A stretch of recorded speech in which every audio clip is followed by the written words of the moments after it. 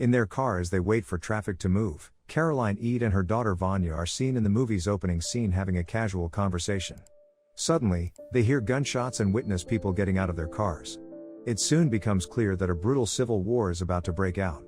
Vanya is taken hostage by enemy soldiers in the midst of the mayhem, and the storyline shifts in time. Caroline is called to her hometown's military base in the present day for a top-secret mission.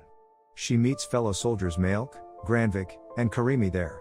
The four are then welcomed by Colonel Rod, who informs them of the specifics of Operation Black Crab. He tells them that the entire archipelago is frozen for the first time in years, which gives them some hope.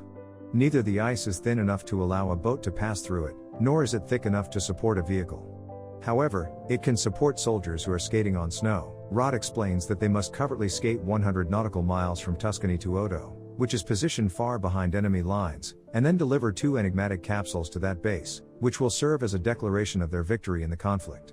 6 people are present after Captain Forsberg joined them. While dismissing the others, Rod asks Caroline to stay behind and shows her a photo of her daughter that was recently taken at an Odo refugee base. She will be reunited with Vanya once the mission is finished, he says, and then they can all leave the army and live their lives as they please. Caroline is set on succeeding despite all the risks the operation poses because she now has a personal agenda in mind. The base is bombed that night, and the 6 quickly pack up, and meet Rod, who gives them the capsules. They then put on their skates, and depart. As daybreak approaches, the first casualty happens as they continue their journey through the night. Forsberg falls into the chilly water as a result of a crack in the ice beneath them. After diving in behind her, Caroline observes that the woman has already frozen to death. In order to save the supplies, she decides to cut off her backpack, but she leaves Forsberg's body behind. The remaining 5 find an abandoned house and decide to spend the night there. They build a fire in order to keep Caroline from developing hypothermia. An argument breaks between them about who will be the leader of the team. Karimi suggests that Neelan should be the leader following the chain of command, but Caroline opposes, saying that he doesn't know details about the mission. The following morning, Caroline wakes up to the sound of a helicopter. She walks outside and sees Karimi trying to contact a different base as enemy helicopter hone in on their location. He claims innocently that he was simply trying to get in touch with his girlfriend, a communications officer at a recently bombed base, to see if she was still alive, despite the group's suspicions that he was a traitor. Although they are persuaded, the group still takes Karimi's guns away for his safety. They continue their journey and find shelter with an elderly couple on the next island who are kind enough to feed them. However, things take a dramatic turn when Caroline spots a gun holstered underneath the dining room table, which leads to a shootout that results in the death of Karimi and injury of Malik. The radio suddenly comes back to life with Karimi's girlfriend on the other end, which makes the situation all more heartbreaking. The group lacks the courage to tell her the truth about his passing as Neelan takes the radio and tells her Karimi can't talk right now. 4 of the group's remaining members carry on their journey and seek safety inside a shipwreck. There, they learn that Malik's injury is more serious than they initially thought. Additionally, Granvik reveals that they are carrying a deadly virus when he curiously opens a capsule. While this raises tension, nobody has yet taken any action. Instead of slowing them down or being the one to spread the virus that kills people, Malik chose to take his own life. With only Vanya in her thoughts, Caroline decides to proceed but slips on the ice. She tosses the capsules to Neelan, who is following her along with Granvik, and the 2 rescue her from danger. Their problems start to get worse when they come under intense machine gun fire. Granvik kills the shooter with a sniper shot, and when the 3 arrive at the camp where the shots was coming from, they discover that the assailant was the only one still alive and that everyone else had frozen to death. They pass out from exhaustion after the trip, but when Caroline wakes up, Neelan and the capsules have vanished. But before she can decide what to do, a large number of enemies ambush her and Granvik. The majority of them are successfully eliminated, but tragedy soon strikes.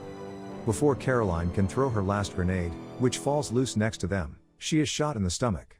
Granvik flings himself onto it without thinking, killing himself but saving his partner. Caroline chases after Neelan, who reveals he's going to kill the virus, feeling frustrated and guilty. She shoots him after realizing that Vanya is no longer an option if that occurs. But instead of killing him, she takes the capsules. At some point, she comes across riders who address her with the word black. She then responds, "Crab," before passing out. Caroline wakes up and finds herself in a hospital. The doctor informs her that she will survive, but because of the severity of her injuries, some of her toes had to be amputated. The commanding officer then gives her a promotion and 2 medals. However, she is anxious to see her daughter, who the commanding officer reveals was a trick to get her excited about the mission. Vanya never visited Odo. Caroline is frustrated by this information and attacks her superior. However, because she is now a war hero, they simply restrain her.